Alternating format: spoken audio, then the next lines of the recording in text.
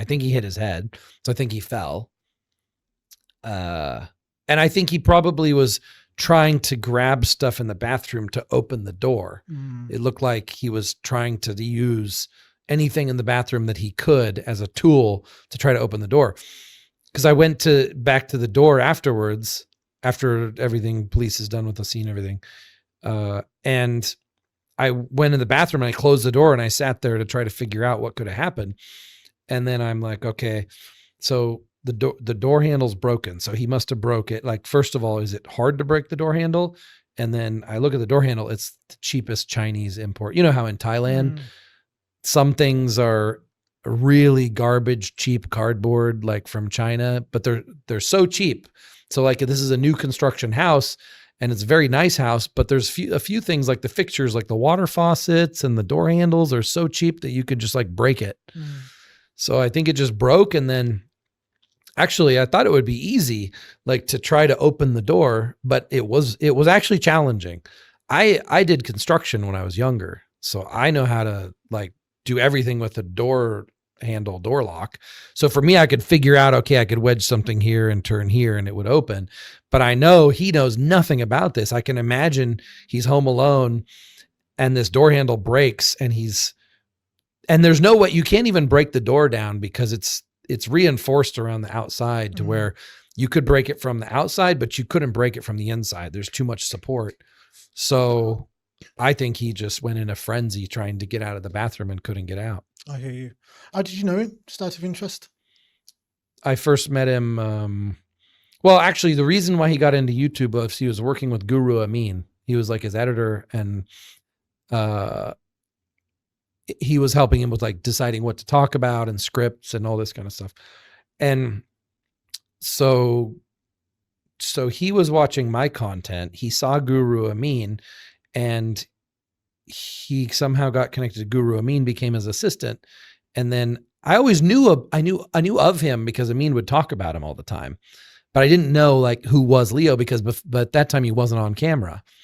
And then he went on camera, and then I was in Irvine and I met up with him in person because we were friends through Amin before they had a big fight.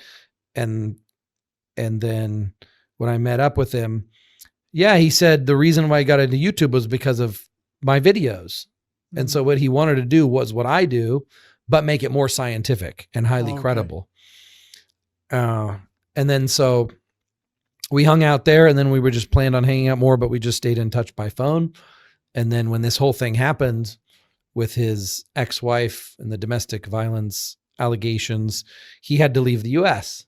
So he went to Spain and set up life there. But everybody in the industry abandoned him completely. Like nobody, there's a couple friends he had behind the scenes, but there was nobody supporting him whatsoever.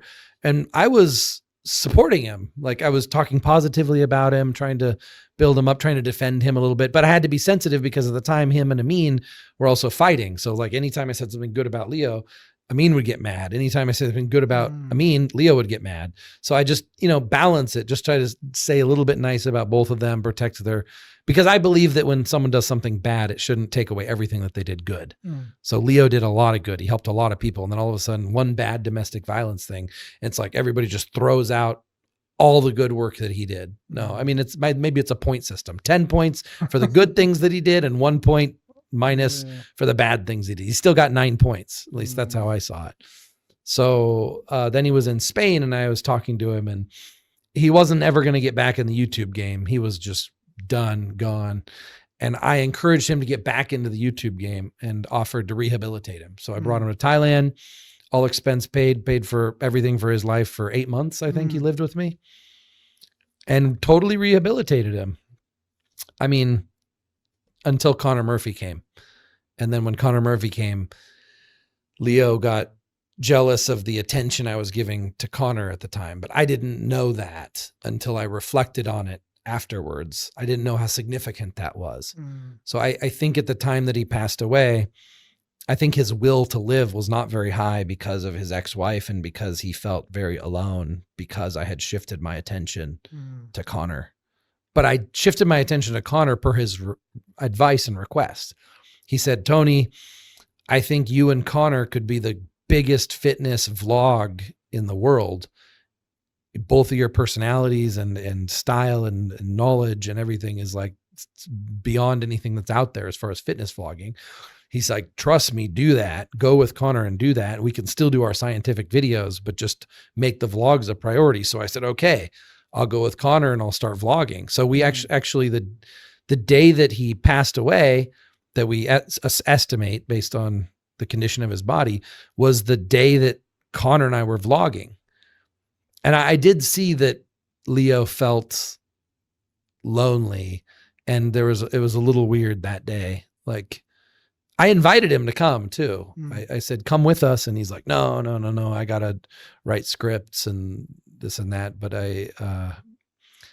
I was surprised he didn't want to come. If he would have come with us, it would have been all fine. He would have been part of the group of friends and all that. I think there was some kind of competitive feeling with Connor. It was really weird because I didn't see that coming. We had been talking about Connor a while until I actually met Connor in person. And it was always Leo encouraging me to spend time with him. So it was kind of shocking that Leo felt this way about Connor when finally Connor actually showed up. Thank you for sharing. Long story. Thank you. No, appreciate. Yeah. No. That's what we're here for. Yeah. It's a podcast.